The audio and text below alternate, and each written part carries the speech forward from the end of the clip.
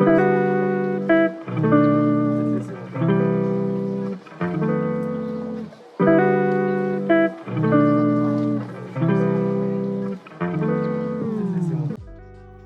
to the Floyd Memorial Library podcast, where we sit down with the people who give shape, texture, and voice to stories that matter here on the North Fork of Long Island and sometimes far beyond.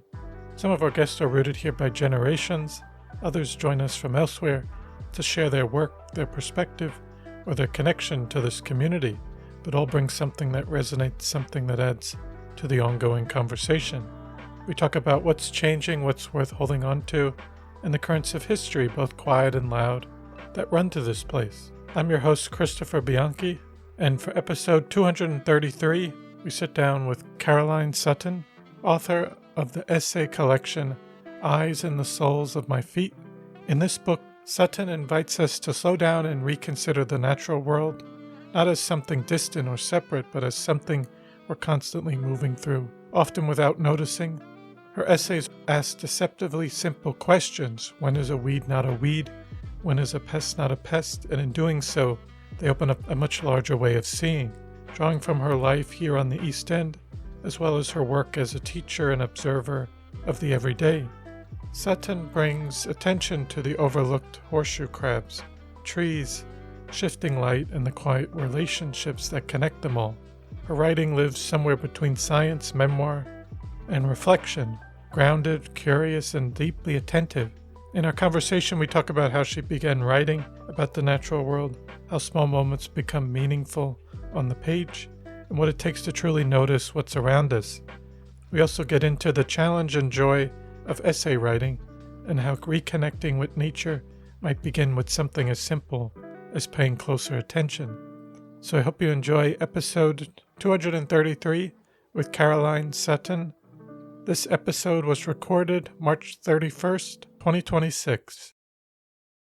Thank you so much for coming on to the Floyd Memorial Library podcast today. It's really great to have you on today. Well, thank you, Chris, for inviting me. It's a pleasure to be here. Oh, definitely.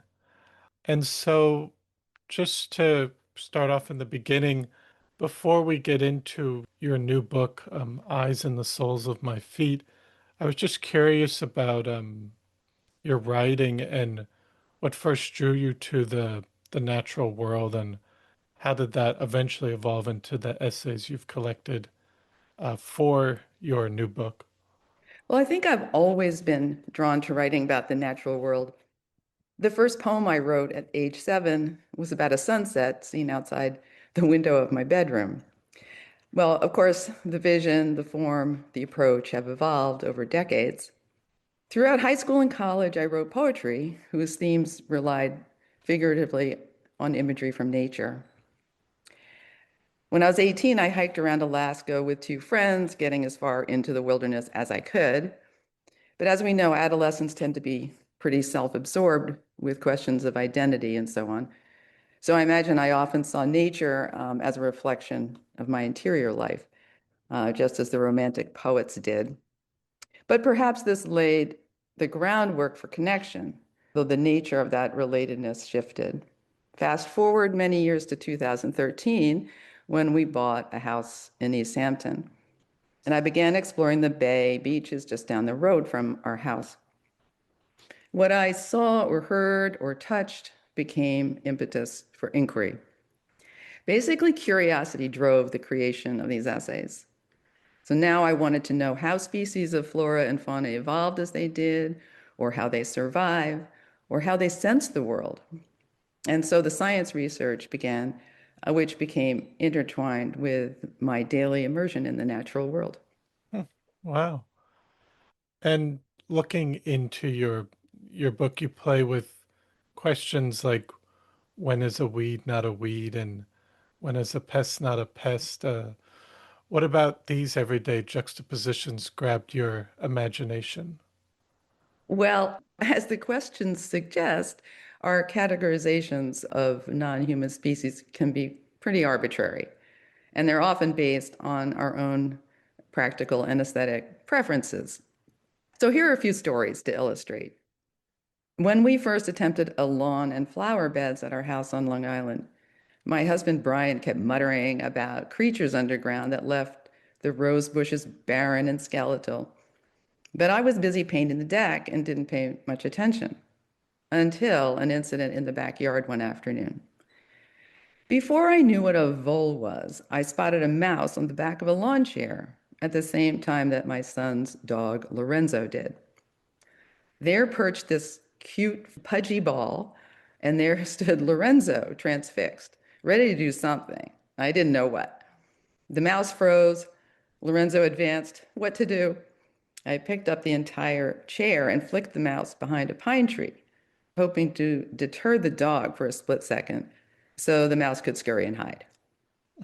Later, after a little research, I realized the mouse was, in fact, a vole, and maybe the one that ate the rose bush. My husband laughed. You saved the vole?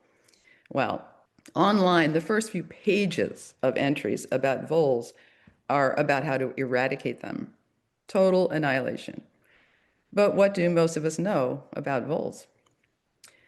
At Emory University, scientists separated pairs of prairie voles, which are monogamous, and subjected some of those they removed to loud noise and minor electric shock. When they were reunited, the voles spent a long time grooming the stressed voles, even though the group that stayed behind never witnessed the stress. A vole consoled its mate after the first test, so the response was not learned. Somehow the vole just knew. Furthermore, the one that remained free actually became anxious to the same degree as the one that had been caged and stressed. Biological proven empathy? Scientists refer to this as emotional empathy, a sort of gut feeling, as opposed to cognitive empathy, which is a more rational, what if this were me sentiment. Maybe some understanding of how voles sense the world, how they interact with one another, or within a given ecosystem might lead us to broaden our characterization of them as nothing but a pest. I also have a weed story. One hot June afternoon, I found myself kneeling on the gravel driveway plying knotweed and spiky clover from between the stones. A few feet away, where there were supposed to be lawn, there were brown areas where we struggled to make green things appear. The situation felt pretty absurd. So, what is a weed? By general consensus, a plant that's in the wrong place. Wrong? So, a dog is an animal that's usually in the right place. A rat is one that's in the wrong place, unless you're an owl or a weasel.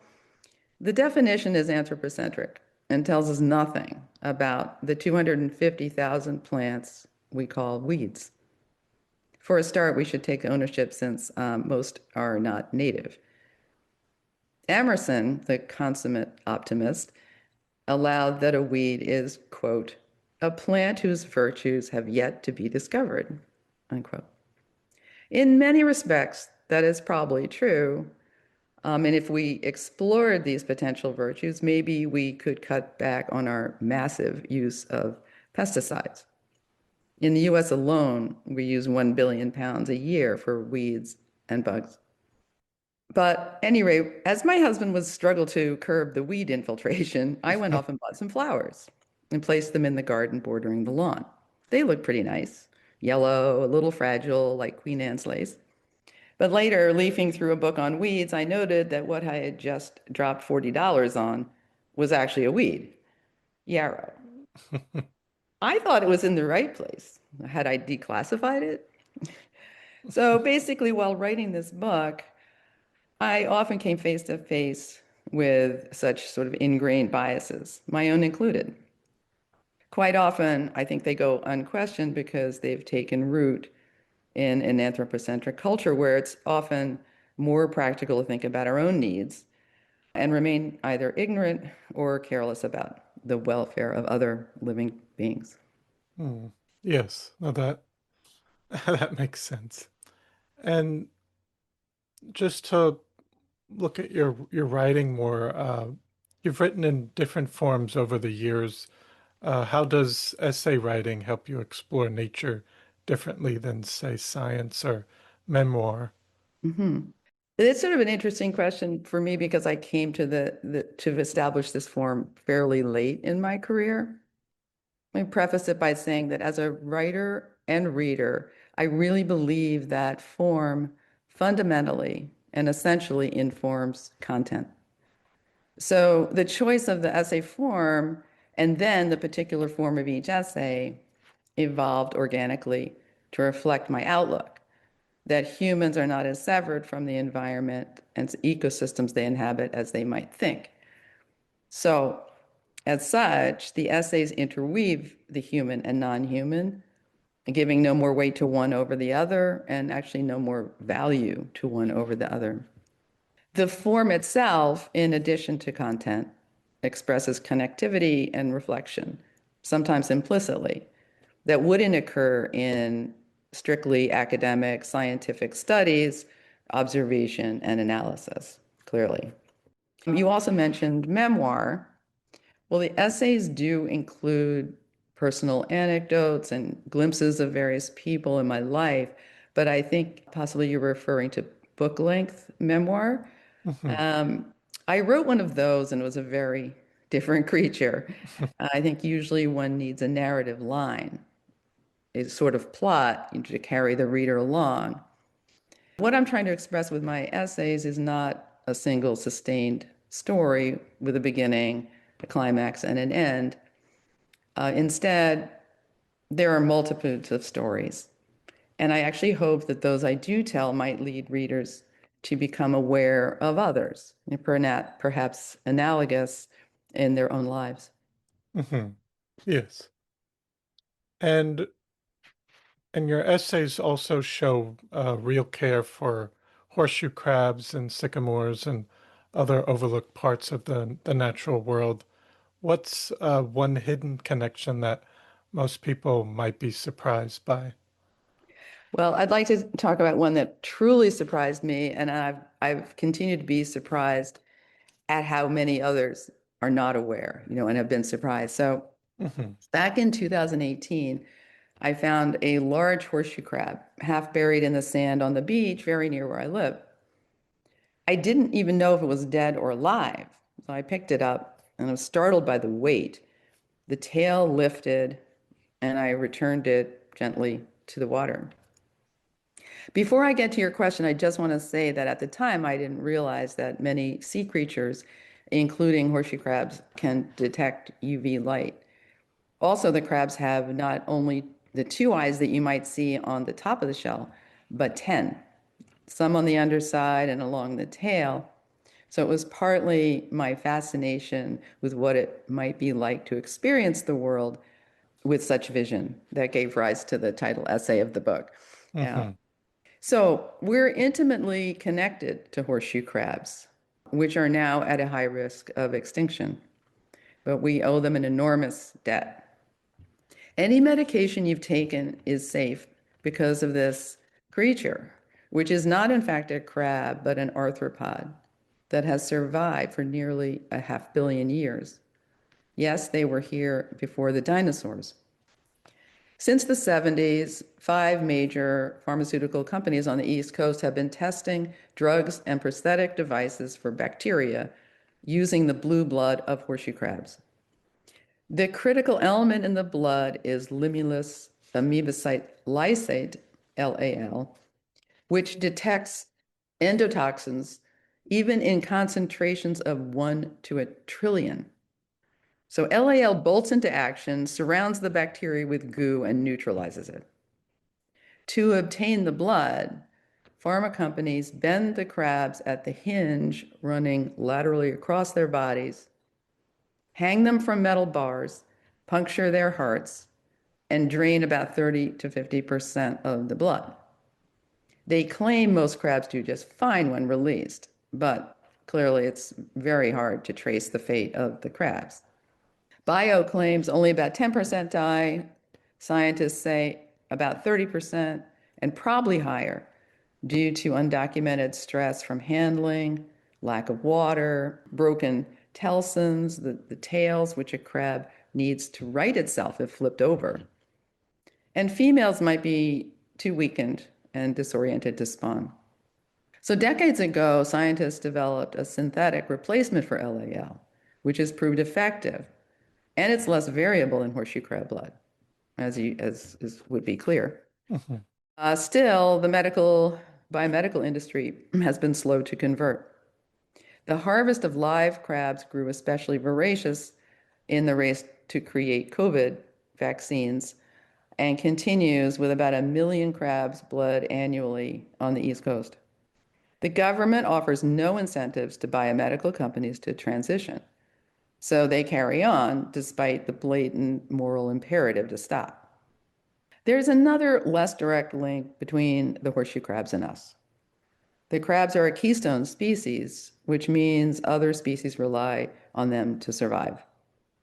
Their fatty eggs nourish scores of migratory shorebirds, the endangered red knot, whimbrel, ruddy turnstone, among others.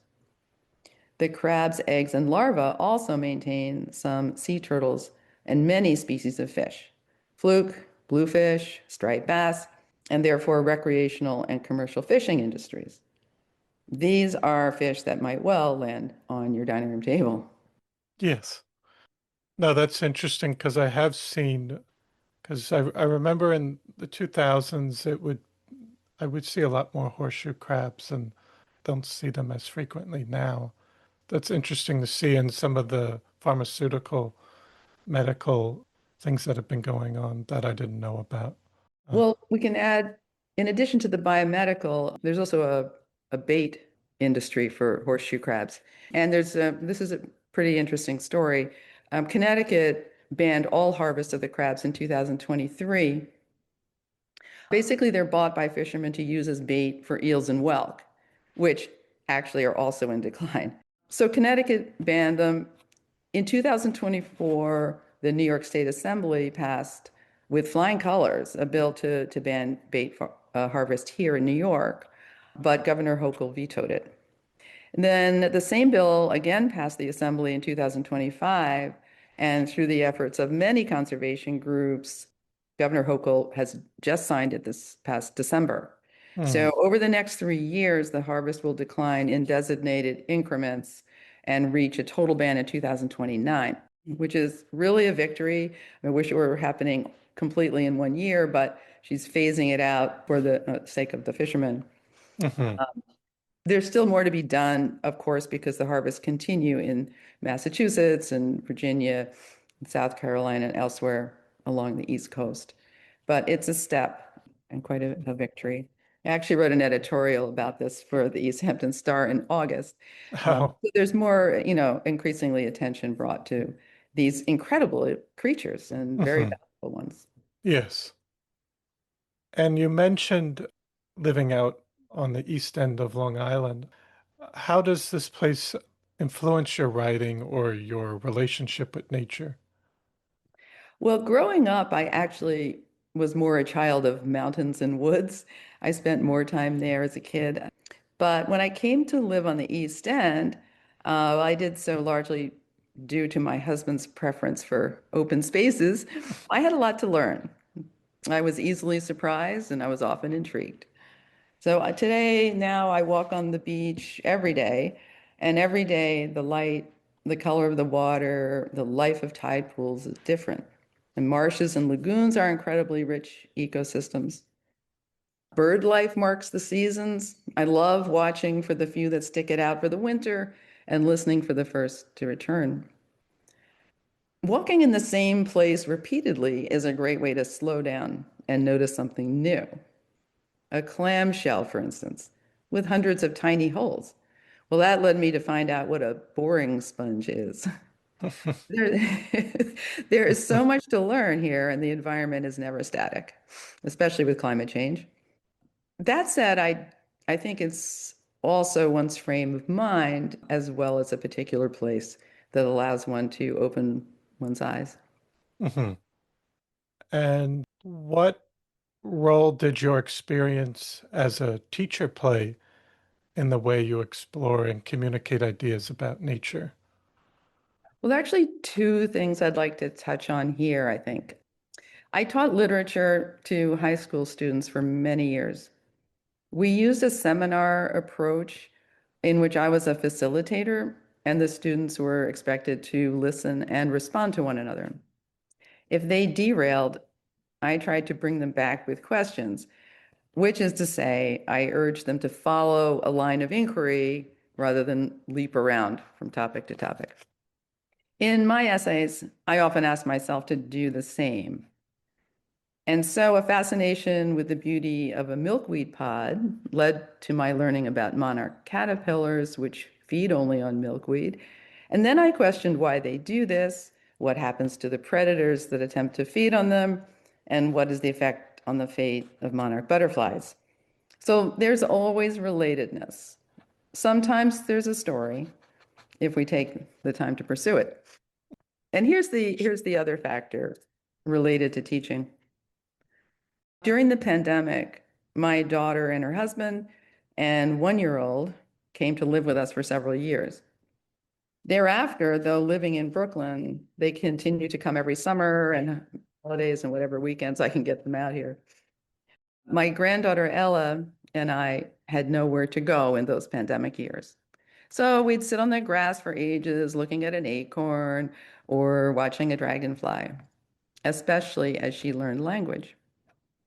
Later, she became my companion in exploring, and we complemented each other in many ways. She led me to see things I would have missed. She asked questions I often had no answers for and said, "We'll have to look that up." Years of teaching perhaps contributed to my patience with her and my delight at her curiosity. Now she's in first grade in the city, but I often send her photos of special finds. I just sent her a picture of a wasp nest dangling from a oak tree branch very high up that I found in December, a box turtle attempting to cross the road, bed of moss. I love sharing these finds with her and igniting a spark, which is teaching at its best, I guess. Hmm. No, definitely. And you've also received recognition for essays like Eclipsed, which shows your depth as a naturalist observer. What's your process for noticing and turning these small moments into something meaningful? The process for turning small moments into something meaningful.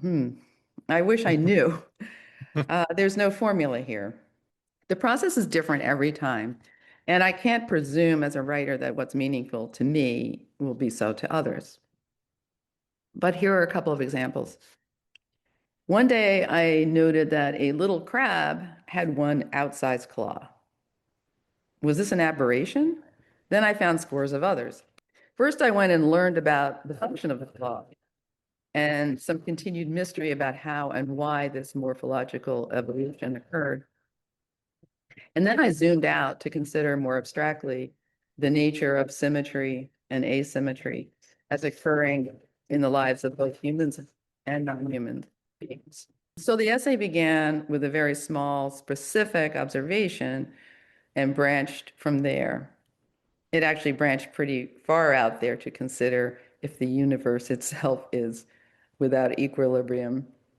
Other times, I'm really moved by something I find. A tree on the beach where the bank has eroded and it's clinging to life through a single long root. I might write a description, and the words I use might, but not always, lead me to draw connections to something else. I tend to think in metaphor, so this often comes naturally to me. But finding meaning, we don't always. Sometimes we're left searching, which is humbling, but also inspiring. If the connections or analogies are facile, the piece will be hollow. The dying tree I just mentioned, which I actually did find, led me to reflect pretty deeply on my mother's recent death. What about her lived on through me? What in a snag forest lives on and how? The effort of memory combined with introspection, along with quite a bit of research, took time, digging, and many drafts. But I think the best image right in these essays, a loom and a movement of a shuttle. First, I have to interweave my vision, my perspective, my stories with the data I've received. I have to really absorb that data and integrate it in the piece, or it will jar the reader and operate in a way counter to the reason for its being there. This is a sort of horizontal movement of the shuttle, but there are moments when the shuttle has to turn vertically and go deep. I can't predict when or if or where that might be. But when the right word surfaces out of a dark well, it can feel thrilling. At least it was mine. So I hope that answers your question. No, definitely. It's Yes. complicated. Yes. And just looking at the world today, a lot of people feel disconnected from nature today. Based on what you've observed and written, what's one simple way listeners can start seeing deeper connections around them? I think it's a great question and a relevant one. I have a sort of simple answer and then a not so simple addition to that. I think the first appears simple. Engage all your senses. Clearly, we're a visual culture with a reliance on screens. The other day, I walked through the woods for some 15 minutes without realizing that tree frogs were chiming away. The first time this spring, and I hadn't noticed. So maybe stop and feel the texture of a magnolia petal or smell it. See where these sensations take you. But here's a paradox it says. If you realize even briefly that millions of non-human beings experience the world primarily through a sense other than sight, or with sight capabilities different from ours, you might feel not further separation, but greater tolerance, humility, curiosity, and respect, which are modes of connection. Hmm. And to go even a step further, we're increasingly willing to grant consciousness to beings other than ourselves. First, it was primates, most like us, then some other mammals, then octopuses. But scientists don't know yet in the course of evolution when consciousness arose. So now many concede it to crustaceans, insects, and so on. Botanists point out that plants too make decisions how to survive, which ways to tilt their leaves, which direction to send their roots. The philosopher Thomas Nagel defined consciousness as, quote, there is something it is like to be that organism, unquote. If we recognize consciousness in life around us, if we open ourselves to consider what it might be like to be that, we might feel more connected. If you live in a city and feel disconnected from nature, think about how a towering plane tree you walk by every day survives under pavement in a few square feet of dirt. Hmm. No, and it's interesting because just me being out here on the North Fork, I feel like a lot of people. So it always seems like a lot of people are in a rush to get to the next place and don't sit down as much just to. And I think I sometimes take it for granted the nature out here and don't often observe it as much as I should and be out in it. Just working and then, but I should try to connect more with nature, even on the North Fork, whether even if I was in a city, but just thinking out here too. Yeah, slowing down really does make a difference, I think. And perhaps that was the silver lining to the pandemic. As I Hmm. said, I was just here and just time to explore and to do it through the eyes of a child growing up was just a wonderful experience for me and for her, I Hmm. think. Ella once said, she said, I see the creatures under my feet and you see the birds in the sky. So we really did complement each other and still do. And I guess also, if you want to slow down, just take a 3-year-old for a walk.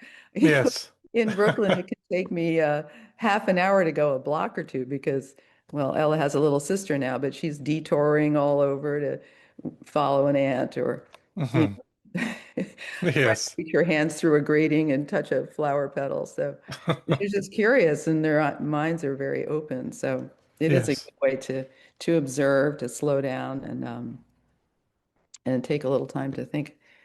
absolutely. Here, there's so much to appreciate for sure. Hmm. Yes. And looking at your book, which essay was one of the hardest to write, and maybe which was the most fun and why? I'd say the hardest was sunshine, possibly because at the beginning I knew so little about the composition of the sun and what goes on up there. I did know I wanted to explore the topic, but the sources were pretty complicated and the amount of information was overwhelming. And then I kept wondering, what ultimately do I want to say? So I slogged through lots of data.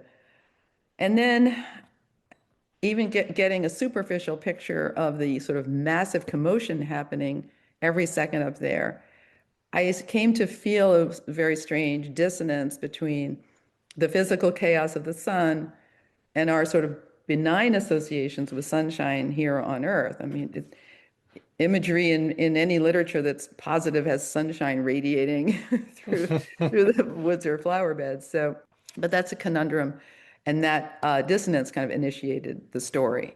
But it took a lot of time and a lot of time for me to try to understand some of the scientific material that I Hmm. read. The most fun? Well, I think that has to be FaceTime with a mole. Um, this is about my summer experiences with Ella. As I mentioned, my daughter and her family spend summers with us. So when they're here, writing is pretty much out of the question. But the summer when Ella was 4, she was just constantly inquisitive. She was fascinated by the dead creatures, tree frogs, spiders, and voles that she found in the pool filter. She also hosted a fiddler crab in a bucket in the kitchen for a few days. So I absorbed the details of these experiences, but I didn't put anything into words all summer, a couple months. After she left, the house felt so empty.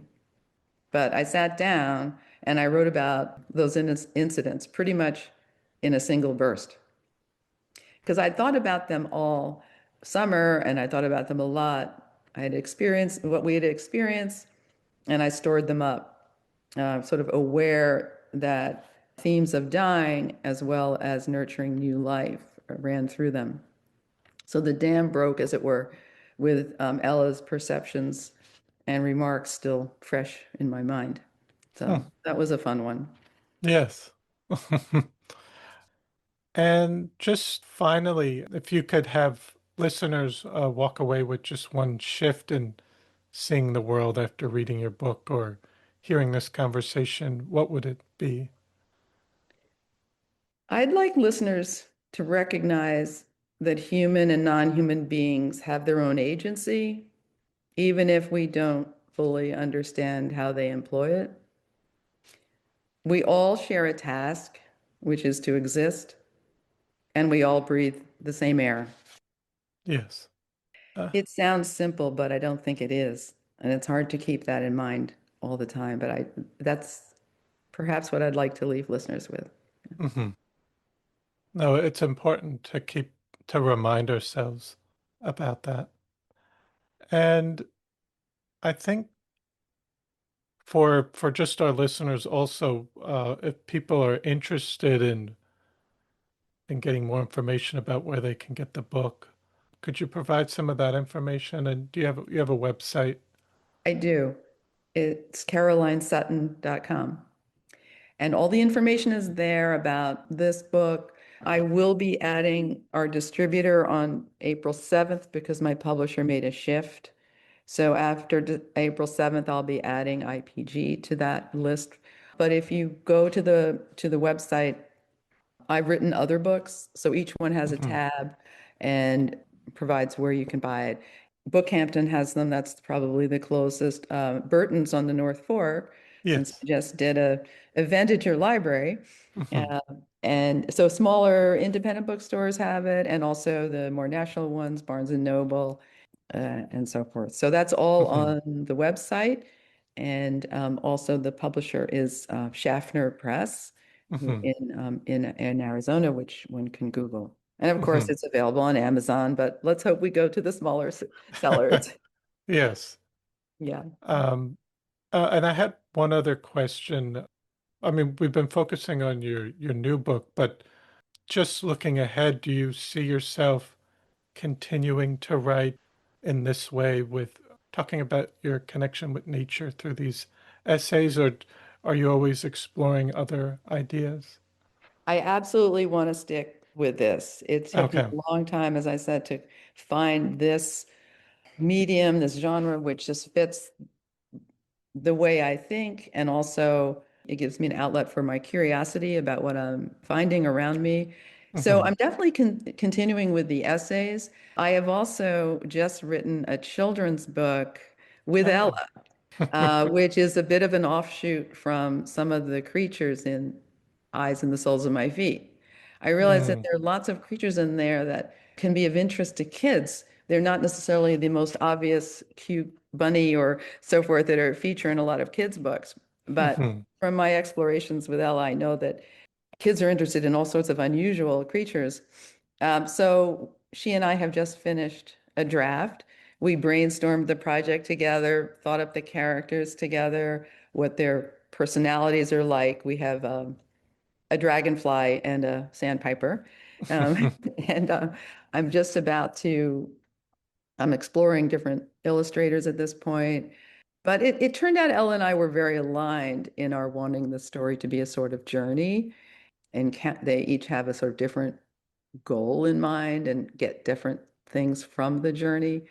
And if this takes off, I would hope to continue it as a series with these two characters. Uh, Mm. but I'm Yes. also writing, the longer, more complicated adult ones, which take a great deal of time and effort. Yes. So it's a nice balance I have right now, but I there is still so much to learn. I'm definitely sticking with the natural world and climate change and issues in our environment. So yeah. Hmm. Wonderful.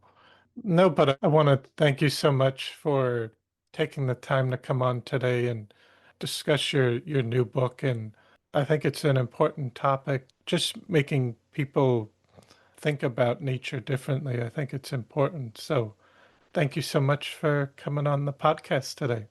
Well, thank you for having me. It was a pleasure. Oh, Thank you so definitely. much, Chris. Thank you. Well, I hope you enjoyed episode 233 with Caroline Sutton.